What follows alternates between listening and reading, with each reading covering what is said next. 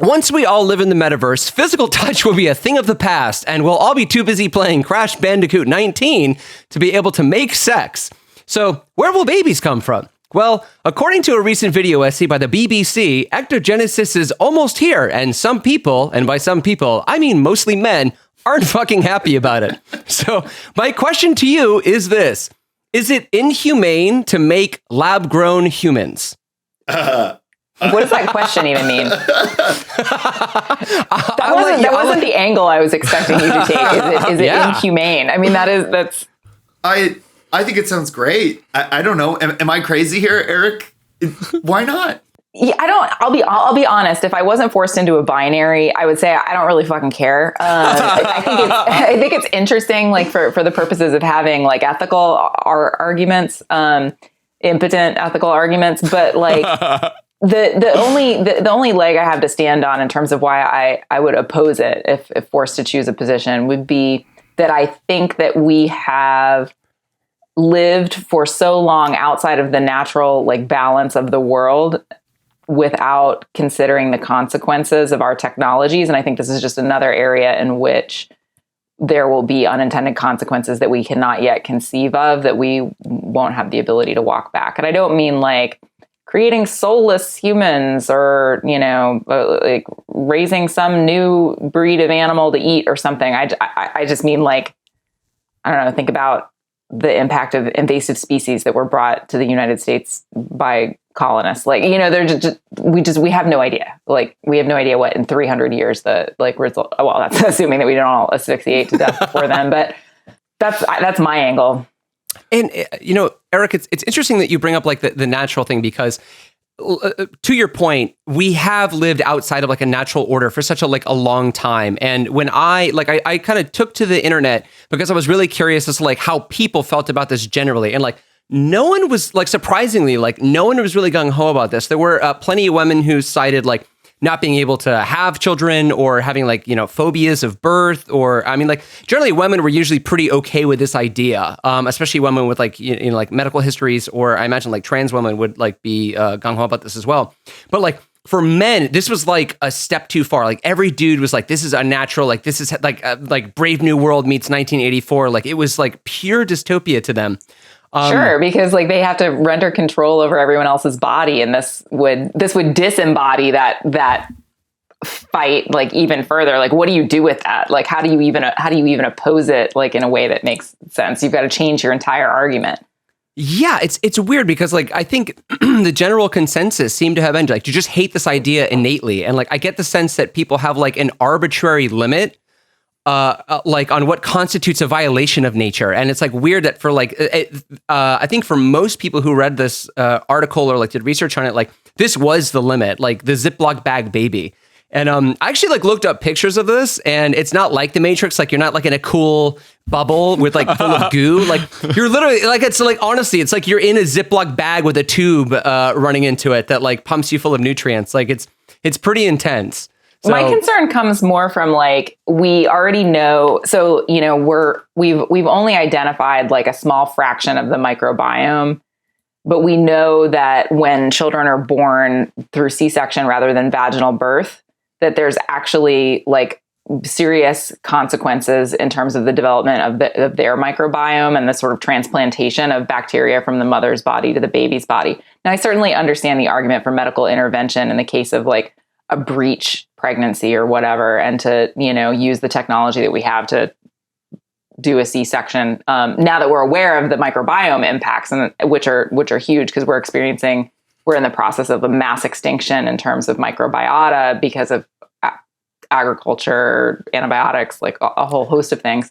We can kind of combat that, but I just think about how long it took the medical community to even be aware of that as a problem that triggered medical issues for people decades after birth. I mean, it's taken us many, many years to even be aware of the implications. I really like Eric's point here. I just actually disagree with it from the other side, is that I think she's entirely right, that there's tons of stuff that we're not going to know and will be unable to see. But as somebody that does believe in the march of progress is the only way for humanity to save itself, that moving forward, this would be a good thing to continue to study. And while it might cause problems in the short term, hopefully it would lead to a greater understanding in the long term. I think the problem that you're describing of like the microbiome, I'm pretty sure like in a couple years, the scientists will realize that all they have to do is throw in some raw yogurt into the Ziploc bag and that shit will just figure itself out, you know? So I'm not like super concerned. I feel like that's just like, what, another step you just got to figure out. It's just like, we'll just do the science to the thing and then the science will keep going. That's like really what I feel like we'll get there. I don't think so. I think you're wrong. No, I think you're really wrong, and I think that mindset is part of what's gotten us into the position that we're in currently. Oh, interesting. Yeah. Well, okay, so something that was interesting about this is that like this has been kind of like a buzz among what do they call them, bioethicists. Like they're very much like raising flags and raising alarms, and they're like, all right, like there is such a beyond even Eric, what you were mentioning, just like the biological factors and the biological consequences of like, you know, what happens if you just grow a baby like outside of a human? Not to say something of like the emotional, psychological connection. Like I already think about how easy it is for men to like walk away from a child and be like, not my problem, peace. And then, you know, like again, like if and this feels weird. Like this next sentence is going to feel sexist, but it's just like a thought that came into my head. And I'm sure that's a product of like being reared in a patriarchal society. But like, you know, not even like if women too are also able to like not have that physical relationship with the child growing inside of them, if like we're going to be like that much more detached from like a segment of the population that may become to known as like the bag babies. Well, this already happens with like... Yeah, I mean, adoption. Like, I mean, so I forgot about adoption. Like, well, not even that, but you could have, what's the word? Well, you have someone else carry the baby to term for you. Surrogacy, yeah, exactly. That already exists. And like, I mean, like, the concept is pretty radical. Like, and I would consider myself like a fairly radical leftist. And like, as such, like I am thrilled about the idea of like bodily autonomy and like, being able to... Same. Yeah, like, I mean, that's super cool. I just also think it's like super problematic, and that we have like other really fundamental problems to solve that are going to like kill the planet and not just us, which is why I push back on this notion of that progress is what allows human beings to persist, because we're the ones that are ruining everything. And as much as I love being alive and being a human, and I think it's a cool experience, also like we're fuckers. Like we don't really deserve to like continue to inhabit the earth. And so like all of these interventions in which we're causing mass extinction on both like a bacterial and a fauna level, like. But then on that, so just let me ask you this then. And this is purely out of curiosity, because again, I agree with most of that. If we stopped innovating right now, do you think society would die? Most humans. How do you define innovation, I guess, would be the question. Like Ziploc bag babies. Yeah. I guess that's true, but I just think you don't get to innovate in some areas and not innovate in others. You kind of just move forward with progress and let the scientists kind of do weird and crazy things. Now, bioethics, I think that's something where we could have a discussion about whether or not this is sane.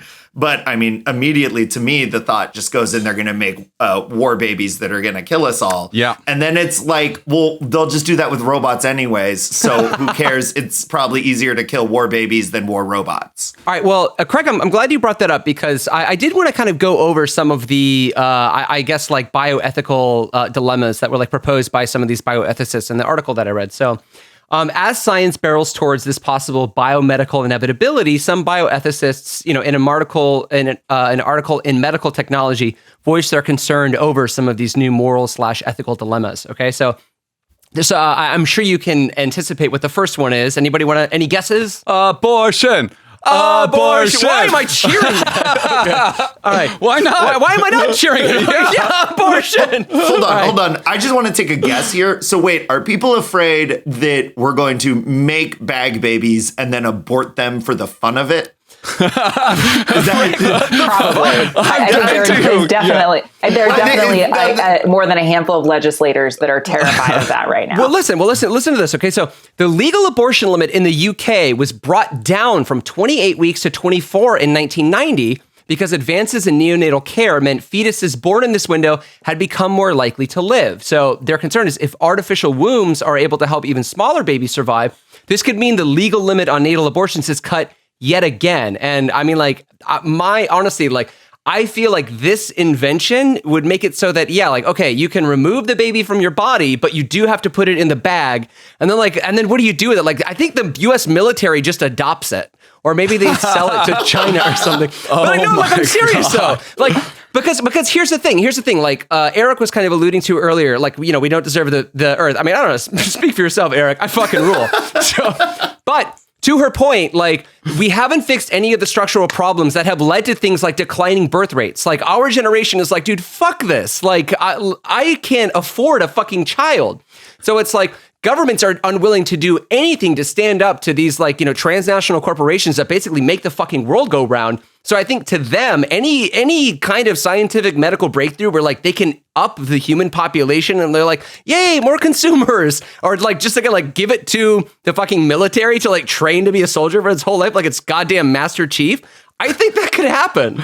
Dude, there's no way they're going to take responsibility for that child. They're going to force parents, mothers in most cases, to take responsibility, to pay the companies, to pay for childcare, to continue being the consumer that you're talking about, just to have some more economic activity. Like, it's an economic choice, you know, at a certain level where they just want more blood in people, little blood bags moving around, moving money for them. So here's, and again, like, here was another proposition by these, and I feel like you can kind of see which end of the political spectrum they're on too with the questions they're posing. One was, if a fetus is viable outside of a person's womb, inside of an artificial one, then does that fetus's right to life, which is like, there's the loaded language, the fetus's right to life, trump that of a pregnant person's right not to become a parent? So it's like the idea that, well, we have the technology to save it. Like, I think it's fucked up to get rid of it now. My biggest fear, though, like the fear of being forced to have a child is one of my biggest fears, like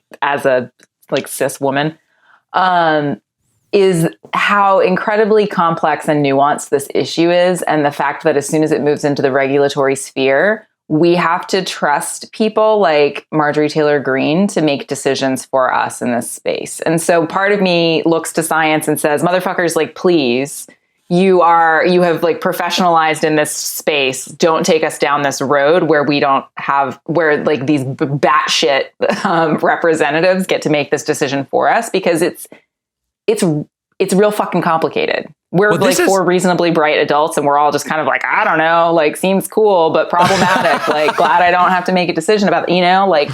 I think it's interesting that you bring up Marjorie Taylor Greene, because I see her being super against this. And I think that I can already imagine like the culture war between like the bag baby people and like the natural birth people. And one of the dilemmas that like the ectogenesis bioethicists bring up is this idea of class. That if this becomes normalized, say like, I mean, granted, maybe in the far future, like far future, like maybe 50 years in the future, like modern, like middle class, lower, end of the socioeconomic spectrum, like working women will have to have bag babies so they can continue working. And then like people who can afford to have like a natural birth, which, as you mentioned with the vaginal canal birth thing, like might end up having babies that are like have better immune systems, that are healthier. Like, I don't know, maybe they're just sexier looking. Who knows? Maybe we can tell. Maybe they're more like emotion, like able to, emotionally like adapt and form attachment. Like, we have no idea. Yeah. But yeah, I think that the class implication is really serious. And I think that like Marjorie Taylor Greene, like, who knows, it only takes like one lobbyist with deep pockets, right, to change somebody's fundamental opinion on something like this. But I think it's the like secondary and tertiary kind of effects of if enough people stand behind it, if enough money is behind moving forward with it, that it doesn't get completely regulated out. But then we do things like put greater regulation around abortion and force, I think it was Shay's point, like people in lower socioeconomic demographics to have children when they would maybe not choose to otherwise. I think that's what we have to really worry about, because access to this is going to be extremely limited for a long time, right? Like the end count of the humans like implicated here is going to be probably pretty small. I would assume that we would use this to force more women to have babies. But the one thing that we need to also think about right now is the radical forced birth groups already have that rationale. So there's not really, I mean, to them, a zygote is already a child, is already a person. So once they've had that, they don't need any more rationale. The one thing I do disagree with is I do think that you will be having rich people having bag babies before you have poor people. You will force poor women to endure work with pregnancy, work after having a child before we will give them any technological benefits. I think you're absolutely right about all of that. And I think it's going to be like a new Habsburg dynasty situation, right? Where it's like the first couple bag babies, like something's not right with your bag baby. All right. So, but I really quick, like Craig brings up an interesting point. Again, so points to Craig. Yeah, Craig and Eric are now tied. I'm keeping track. No. So one of the potentially other positive benefits of this was like ectogenesis could also render the controversial practice of commercial surrogacy obsolete. Financially and socially vulnerable women can become targets for commercial surrogacy, and there have been reports of surrogate mothers being treated poorly by surrogacy agencies. If artificial uteruses become an option, even if only for those with the means to pay, then the demand for surrogacy could dry up, freeing vulnerable people from potential exploitation. And on the one hand, I think this is good, but then on the other hand, it's like, all right, well, what are we going to do to help these women who could at least use this option to like make some money? You're already seeing that all the time in rich people circles, celebrities that we know. I don't know that many rich people, so I'm sure they're doing it. My only example is rich celebrities that are in the gossip magazines. They're already using surrogates to do this. I don't see them giving it up to have a bag baby just because of the connotations. And I think Eric has a good point that we don't know what kind of children this will produce to not having been grown next to a mother for your entire fetus stage. So I just think I honestly think, it would be maybe more of a middle class thing than an upper class. I think what'll happen is bag babies will be the newest hip thing. They'll be like Brangelinas having like one adopted kid of every color. It'll be like little different colored Ziploc baggies you can carry around on a belt as they gestate for however long. But so that's my prediction for. Were we worried about that with IVF? I mean, I can remember my brother joking. I don't know, maybe being verbally abusive, like in siblings might be like, well, you're adopted. My brother would be like, well, you're a test tube baby. Mm-hmm. And I mean, we've gotten to the point where like fertility treatment is pretty normalized. So will there be a stigma? It might take the heat off the traditional white-black racism, and then we'll have like non-GMO baby versus like bag baby or something like that. Like that'll be the prejudice of the new age. Like we will have to make sure that the bags that they're grown in don't have like PFAS or forever chemicals, BPA-free bag babies.